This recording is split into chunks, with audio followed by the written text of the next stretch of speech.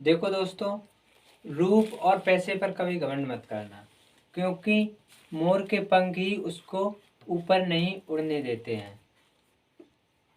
आज का टॉपिक रहेगा स्क्वायर एंड स्क्वायर रूट।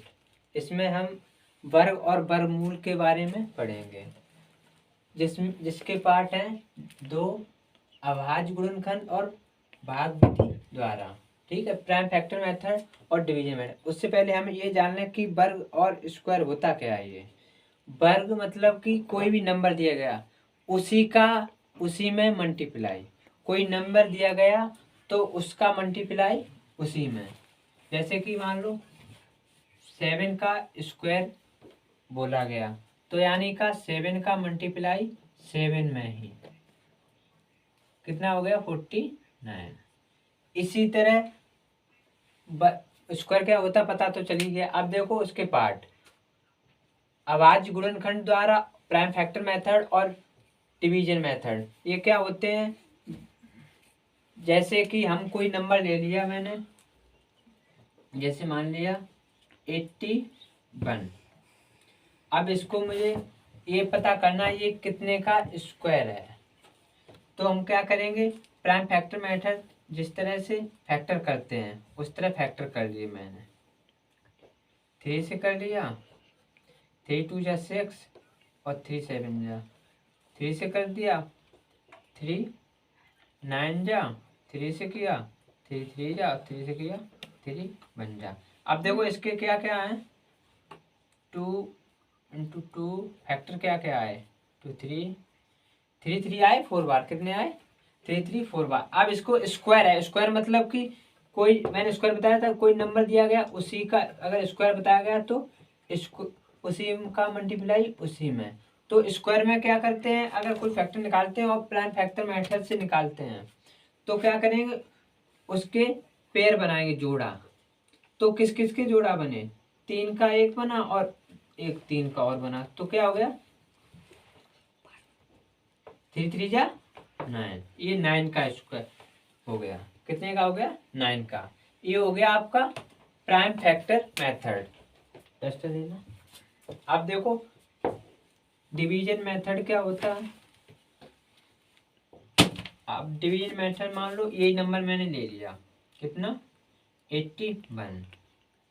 ठीक है, अब डिवीजन मेथड इस तरह करते हैं। देखो पीछे से पेयर बनाना, हमको पीछे से पेयर बना लिया। ये मान लो 2 डिजिट का, इससे थोड़ा बड़ा ले लेते हैं। जैसे मान लिया 2 25। ठीक है, ये कितने का है 15 का है। तो देखो पीछे से पेयर बनाएंगे, ये पेयर मैंने बना लिए, पीछे से 2 2 का जोड़ा बनाएंगे। अब देखो यहाँ जोड़ा बना लिया, अब यहाँ पर सिंगल रह गया, उससे कोई मतलब नहीं। अब आगे वाला देखेंगे, आगे वाला नंबर कितना है 2। अब ऐसा कोई स्क्वायर बताओ जिसका ऐसा कोई नंबर बताओ जिसका स्क्वायर जो आगे संख्या है 2 उससे ज्यादा नहीं उससे कम होता हो, या फिर यही होता हो। तो कौन सा है 1। 2 का करेंगे तो 4 आएगा, लेकिन यहाँ पर तो 2 है तो 1। तो मैंने 1 का मल्टीप्लाई कर दिया, 1 का मल्टीप्लाई 1 में कर दिया, कितना आ गया 1। तो यहाँ पर लिख दिया 1। अब इससे माइनस कर देंगे, 2 में से बन गया 1 बचा। अब दूसरी संख्या उतारेंगे, यानी कि एक नंबर नहीं उतारेंगे, 2 नहीं उतारेंगे, दोनों पेयर है तो पूरा पेयर उतारेंगे। उतार लिया। अब देखो 2 और 2 ऐड कर लेंगे, ये क्या करना ऐड, क्या करना ऐड। अब और ऐड कर लिया मैंने, कितने हो गए 2। अब देखो यहाँ पर मुझे ऐसा कोई नंबर रखना है, उसी क्या होता है यहाँ पर जो नंबर रखेंगे उसी का मल्टीप्लाई भी होना चाहिए, और जो यहाँ पर नंबर है उससे कम हो, ज्यादा नहीं होना चाहिए, उससे कम हो। जैसे जिस तरह से हम डिवाइड करते थे, तो मान हमने यहाँ पर 5 रख लिए। ठीक है, अब तो 5 का ही मल्टीप्लाई करना पड़ेगा। ठीक है, और 5 5 जा कितना हो गया 25। 5 25 के 5 कैरी 2 और 2 2 जा 5 10, 5 2 जा 10 और 10 और 1 10 2 था कैरी, 10 और 2 12, कितना हो गया, ये पूरा नंबर हो गया 125 125। अब इसे माइनस कर दिया, कुछ नहीं बचा। इसका मतलब अब देखो यहाँ पर किसका मल्टीप्लाई किया था 5 का, तो वो यहाँ लिख देंगे। तो ये किसका हो गया 15 का, किसका स्क्वायर हो गया 15 का। इसी तरह से ये है क्या डिवीजन मेथड। इस तरह से हम नंबर को फाइंड करेंगे। आप लिखना चाहो तो लिख लो, उसके बाद नई ट्रिक बताते हैं आपको। देखो उसी तरह एक दूसरा देख लो, स्क्वायर रूट 4 डेसिमल फ्रैक्शन। जो डेसिमल नंबर होते हैं उसके लिए दशमलव वाले जो नंबर होते हैं जो स्क्वायर रूट होते हैं उन्हें कैसे फाइंड करें। तो उसके लिए जैसे मैंने एक नंबर ले लिया ये, अब उसे डिवीजन मेथड से हम सॉल्व करते हैं।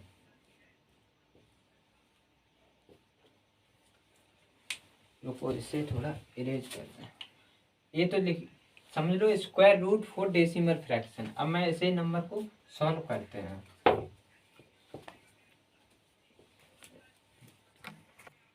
अब मैंने क्या बताया था, पीछे से पेयर बना लो। अभी ये भूल जाओ कि इसमें पॉइंट लगा है। पीछे से मैंने पेयर बना लिए, एक पेयर, दो पेयर, तीन पेयर, तीन पेयर हो गए। अब देखो पहले जो पहले वाला नंबर है उसे मुझे देखना है। अभी इसमें कितने का स्क्वायर फिट हो रहा है। अगर हम 5 का स्क्वायर करें तो 25 हो जाएगा, अगर 6 का करेंगे तो 36 हो जाएगा। तो 36 जाना हो रहा है तो हम 5 का ही कर लें। 5 का कर लिया तो 5 का मल्टीप्लाई 5 में तो 25, कितना हो गया 25। अब जिसका करेंगे वो ऊपर लिखेंगे 5, ठीक है 5 लिख लिया। अब 25 माइनस कर दिया, 3 बचा। अब ये तार लो 6 2। अब मैं एक 5 5 10, कितने हो गए 10।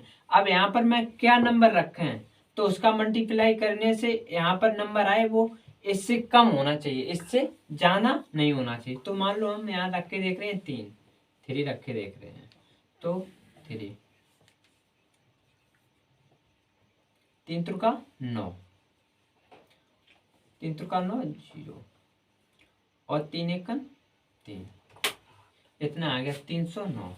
अब इसे माइनस कर ले रहे। अगर मैं यहाँ पर 4 रखते तो ये 362 से जाना आता, ठीक है। तो मैंने क्या किया देखो 10, 3 का मल्टीप्लाई कर दिया, 3 3 जा 9 और 0 3 का है। अब माइनस, ठीक है। अब इसे माइनस कर दिया मैंने, यहाँ से जाए यहाँ हो गए 12, 12 में से 9 गए, 3 बच्चे और यहाँ पर 5 में से 0 5 और कुछ नहीं। अब दूसरा पेयर क्या है, ये पूरी संख्या उतार लो 25। अब ये मैं ऐड कर लें कि इतने हो गए 103 और 3 106, ठीक है। अब मैं यहाँ पर क्या नंबर रखें जो इतना ही हो जाए। एक बात और ध्यान रखना, अगर लास्ट में जिसके 25 आ रहा है तो समझ लो उसका स्क्वायर रूट 5 और सॉरी यहाँ पर ये 3 का मल्टीप्लाई किया था तो 3 में लिखना भूल गए, ठीक है। अब देखो यहाँ पर 25 आ रहा है तो हम 5 का ही करके देख रहे हैं डायरेक्ट। 5 25, 25 5 के हासिल 2 और 5 का 30 2 32 हासिल 3 0 5 एकन 5 पूरा आ गया। अब इसे माइनस कर देगा। अब देखो पीछे से मुझे देखना है कितने पेयर के बाद पॉइंट लगा है। एक पेयर, दो पेयर के बाद पॉइंट लगा है तो एक, सॉरी ये लिखना बोल, ठीक है। पीछे से कितने पेयर, एक पेयर, दो पेयर, दो पेयर के बाद है तो पीछे से दो नंबर के बाद पॉइंट लगा दो, एक नंबर दो नंबर। पॉइंट कहाँ पर आ गया, ये 5.35 का स्क्वायर रूट हो गया। लिखना चाहो तो आप लिख लें, उसके बाद आपको दूसरी ट्रिक बताते हैं। अब देख लो इस प्रकार के अगर कई नंबर मिल जाए, जैसे 1 है, 1 है, 1 है, 11 है, 111 है, 1111 है और 11,111 है। इस तरह के अगर नंबर मिल जाए तो हम एकदम देखेंगे और तुरंत सॉल्व कर देंगे। ये मुझे कैसे पता चलेगा ये इसका स्क्वायर कितना होगा, इसका स्क्वायर कितना होगा। देखो एकदम देखते ही बता दो। देखो 1 है तो 1, 2 है तो 1 2 1, ठीक है। पीछे भी 1 आगे भी 1, ठीक है। जितने आगे होगा उतना ही पीछे भी होगा और बीच में नंबर उतना होगा कितना जो इधर जितने वो होंगे, ठीक है ना। मतलब 1 जितनी बार होंगे उतने बीच में नंबर होगा और आगे पीछे वो सब संख्याएं होंगी। जैसे मान लो ये है तो इसका 1 2 3 2 1। देखो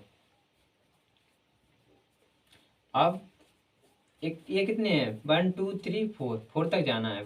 1 2 3 4 3 2 1। अब ये कितने 5 1 2 3 4 5 4 3 2 1।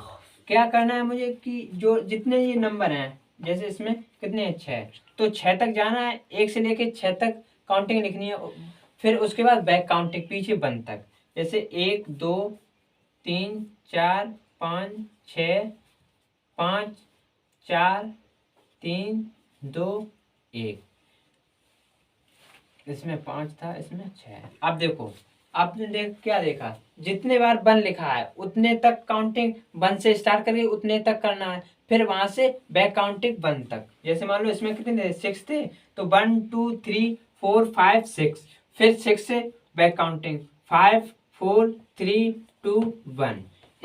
अगर इस तरह से आपको कई नंबर लिखे मिल जाए तो आप इसी तरह सॉल्व कीजिए।